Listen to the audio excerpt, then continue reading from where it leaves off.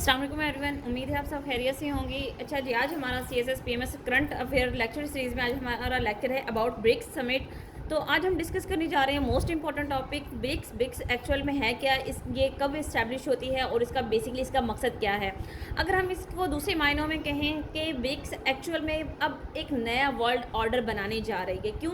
क्योंकि जो old world order था या जिसमें वेस्टर्न ब्लॉक जो था वो बहुत ज़्यादा प्रोमिनेंट था या डोमिनेंट था, वो उसी की हर जगह पे उजारादारी थी, उसका डॉलर सिस्टम, उसका उसी की ट्रेड, उसी की इकोनॉमिक पॉलिसीज़, वो तमाम के तमाम वही फंक्शनलाइज थी पूरी दुनिया में और उन्हीं पे ही पूरी दुनिया रिलाई करती थी। लेकिन अब क्या होता है, कुछ कंट्रीज़ ने इनिशियली मिलके like Brazil, Russia, India, China, South Africa, इन कंट्रीज़ ने मिलके क्या किया, एक इनिशिएटिव लिया है। उन्होंने कहा है कि हम एक ऐसा वर्ल्ड ऑर्डर डिज़ाइन करेंगे जिसमें तमाम के तमाम सेटअप जो है वो जस्ट हो, उसमें कोई नाइंसाफ़ी ना हो, और उसमें जो सैंक्शंस, सबसे मोस्ट इम्पोर्टेंट बात है, जो सैंक्शंस रशिया और ईरान पे लगाई गई हैं बाय यूएस, उन सैंक्शंस का एक हल निकाला है इन कंट्रीज़ ने मिलके। तो चलिए, सबसे पहले हम हिस्टोरिकल बैकग्राउंड देखेंगे। तो अभी रिसेंटली ब्रिक्स की जो समिट हुई है वो कहाँ पे हुई है, तो जो एडिशन था वो 16th थी, यानी कि वो 16वां एडिशन था इस ब्रिक्स समिट का। ठीक है, और इसे अब कहा जा रहा है कि एक नया वर्ल्ड ऑर्डर स्टार्ट करने जा रहा है। ठीक है, तो ये जो ऑर्गेनाइजेशन थी बेसिकली ये उन कंट्रीज़ की ऑर्गेनाइजेशन है जो ग्रो हो रहे हैं, जो बहुत ज़्यादा डेवलप हो रहे हैं, जो अपने आप की अपनी इकोनॉमी को बहुत ऊपर लेके जा रहे हैं, यानी कि जिनके अंदर वो पैशन है डेवलपमेंट का, जो कुछ दुनिया में करना चाह रहे हैं, उन कंट्रीज़ ने मिलके इसको डिज़ाइन किया है। जो इनके इनिशियल जिनको हम कह देंगे, फिर अर्ली मेंबर्स इनके कहें तो अर्ली मेंबर्स थे Brazil, Russia, India, China and south Africa.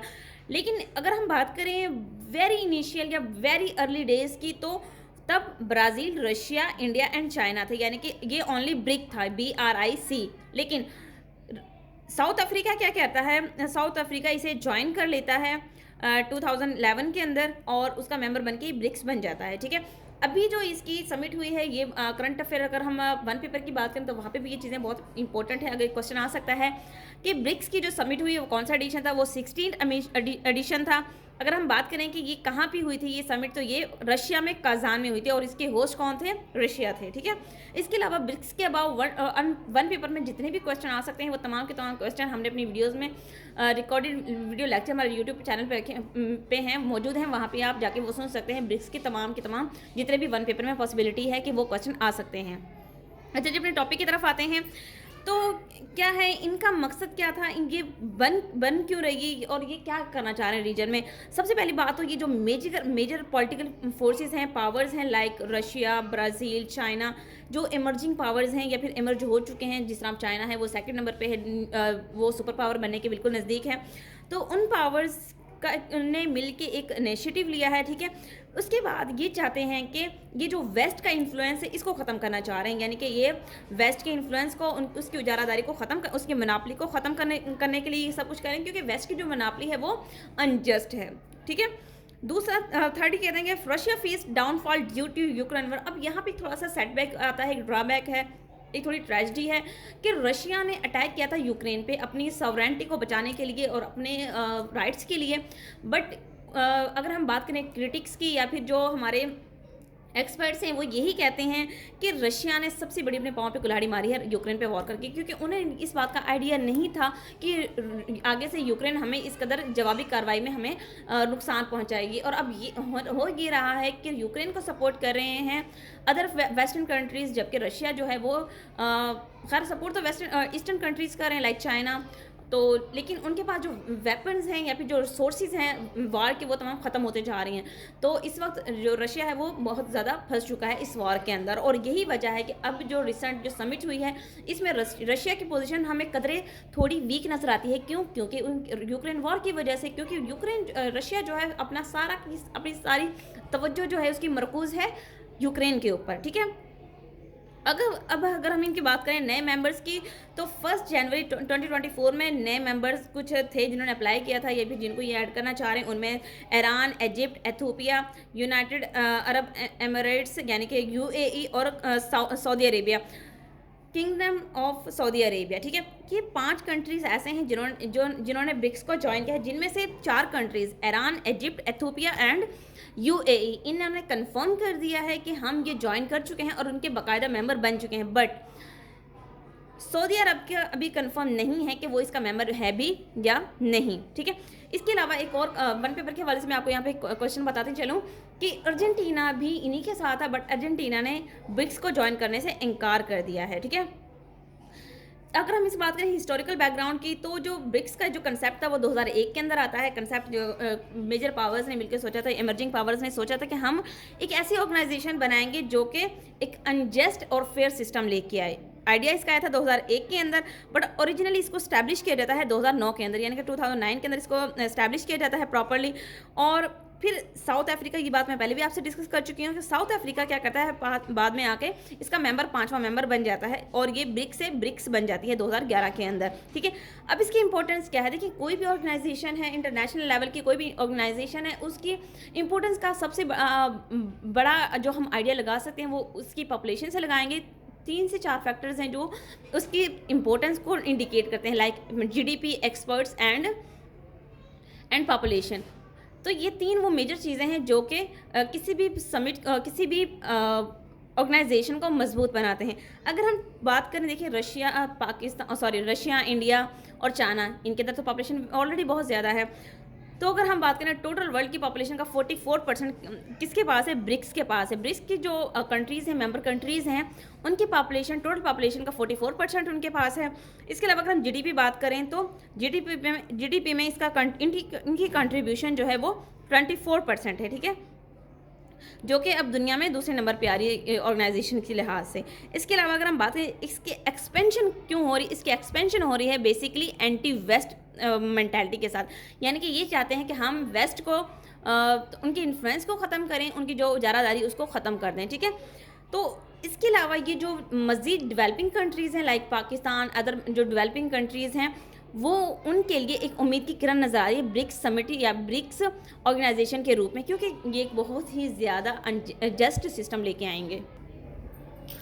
अब अगर हम बात करें इसके एग्रीमेंट्स के जो समिट के अंदर जो डिस्कस हुए हैं, जिनके बारे में इन्होंने अपनी इत्तफाक़ राय पेश किए तमाम लीडरान ने, तो सबसे पहले वो बात करते हैं local currency for economic stability की। वो कहते हैं कि डॉलर की जो डोमिनेंस है उसको ख़त्म किया जाए, डॉलर सिस्टम को ख़त्म किया जाए, इसे डी डॉलराइजेशन का एरा भी कह सकते हैं हम, ठीक है। अगर आपके सामने कोई टर्म आ जाती है करंट अफेयर्स, पाकिस्तान अफेयर्स या फिर ऐसे के अंदर डी डॉलराइजेशन की, तो आपने कंफ्यूज नहीं होना, क्योंकि डी डॉलराइजेशन जो है वो इस वक्त उसकी बहुत ही टॉप लेवल का टॉपिक बन चुका है, क्योंकि ब्रिक्स कंट्रीज़ ने अब सोच लिया है कि वो लोकल करेंसी इंट्रोड्यूस करवाएंगे, जो कि बहुत बड़ा इनिशिएटिव है, ठीक है। इसके अलावा इन्होंने बात कंफर्म की है कि just and secure development system होगा, ठीक है। इसके अलावा इन्होंने इंडिया और चाइना के दरमियान में जो इनका बॉर्डर्स हैं, बॉर्डर के दरमियान जो तिब्बत का एक इलाका है, उसकी वजह से काफ़ी इनके कॉन्फ्लिक्ट चल रहे हैं, जबकि इनके दरमियान वॉर भी हो चुके हैं। और अभी रिसेंटली अगर हम बात करें करंट सिनेरियो में, इनकी वॉर की सिचुएशन ख़त्म होते होते बनते रह गई थी। तो इनकी जो थी इसके हवाले से इन्होंने बात की है कि इनके जो टाइज़ हैं, इनके जो रिलेशंस हैं, उनको स्ट्रेंथन किया जाएगा, ठीक है। और फिर अब इंडिया ने ये बात की है कि क्योंकि लाइन ऑफ एक्चुअल कंट्रोल से वो बहुत आगे आ गए थे, उनकी आर्म फोर्सेस थे वो बहुत आगे आ गई हैं, तो इंडिया ने उस समिट के अंदर कहा है कि वो अपनी फोर्सेस को लाइन ऑफ कंट्रोल से पीछे ही रखेंगे, ठीक है। इससे क्या होगा, इससे चाइना में जो थ्रेट है वो कम होगी और वो ज़्यादा से ज़्यादा अपनी जो तवज्जो है, अपना जो कंसर्न है, वो सारी किस पे मरकूज़ करेंगे, वो सारी अपनी तवज्जो लगाएंगे डेवलपमेंट्स की तरफ, ठीक है।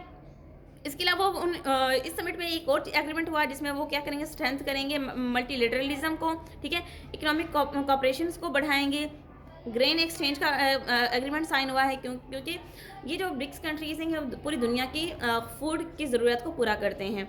इसके अलावा ये सबसे बड़ा इनिशिएटिव इन्होंने बोला न्यू डेवलपमेंट बैंक। अगर हम बात करें वर्ल्ड बैंक की, IMF की या फिर एशियन डेवलपमेंट बैंक की, तो ये वो बैंक हैं जिनकी टोटली जिनकी हम कह सकते हैं जिनकी लगामें US के हाथ में है, यानी कि वेस्ट है वो वेस्टर्न ब्लॉक से हैं। तो वो इनका कहना है कि कभी भी जो वेस्ट के जो ऑर्गेनाइजेशन है या फिर जो उनके बैंक्स हैं वो कभी भी प्रॉस्पेरिटी नहीं लेके आएंगे ईस्ट के अंदर। तो इन्होंने क्या किया है, इन्होंने न्यू डेवलपमेंट बैंक इंट्रोड्यूस करवाया है, जिसके अकॉर्डिंगली तमाम के तमाम फाइनेंशियल टास्क डिज़ाइन किए जाएंगे। इसके अलावा ब्रिक्स ने एक और इनिशिएटिव लिया है जिसमें ब्रिक्स के अकॉर्डिंग वैक्सीन सेंटर बनाए जाएंगे, क्योंकि जब भी कोई पेंडेमिक या कोई भी वबा फैलती है तो सबसे पहले क्या कंसल्ट किया जाता है यूएस से, और यूएस अपने सोर्सेज को यूज़ करके फिर कोई ना कोई वैक्सीन ईजाद करके और फिर इन्वेंट करके पूरी दुनिया में उसको फैला देती है। लेकिन अब ब्रिक्स कंट्री ने सोचा, जबकि हमारे पास रिसोर्सेज हैं, हमारे पास एक्सपर्ट्स हैं, हमारे पास साइंटिस्ट हैं, तो उन्होंने एक इदारा बनाना है ब्रिक्स वैक्सीन सेंटर के नाम से, जिसमें वो अपनी वैक्सीनेशन खुद तैयार करेंगे ताकि वो रिलाई ना करें वेस्ट या फिर यूएस पे। ठीक है, इसके अलावा सेक्टरल ह्यूमैनिटेरियन कोलैबोरेशन हुई थी। डिजिटल पब्लिक हेल्थ, ये भी एक खास इनिशिएटिव है। डिजिटल पब्लिक हेल्थ ये कुछ ऐप्स वगैरह इंट्रोड्यूस करवाएंगे मोबाइल के ज़रिए या फिर इंटरनेट लैपटॉप्स के ज़रिए, ताकि तमाम दुनिया को कनेक्ट किया जा सके और इजी एक्सेस बनाई जा सके डॉक्टर्स की तरफ। सिक्योरिटी एंड काउंटर टेररिज्म, जो कि बहुत बड़ी थ्रेट है आज के दौर में। टेररिज्म की बेसिकली इब्तदा होती है 9/11 के इंसिडेंट के बाद। तो ब्रिक्स में सबसे पहले इन्होंने यही बात की थी, सबसे ज़्यादा इंस्टेबिलिटी है अफ़गानिस्तान के अंदर। अफ़गानिस्तान के अगर हम मैप को देखें, पाकिस्तान के मैप के देखें, तो अफ़गानिस्तान बिल्कुल ब्रिक्स कंट्रीज़ के बीचों बीच में आता है।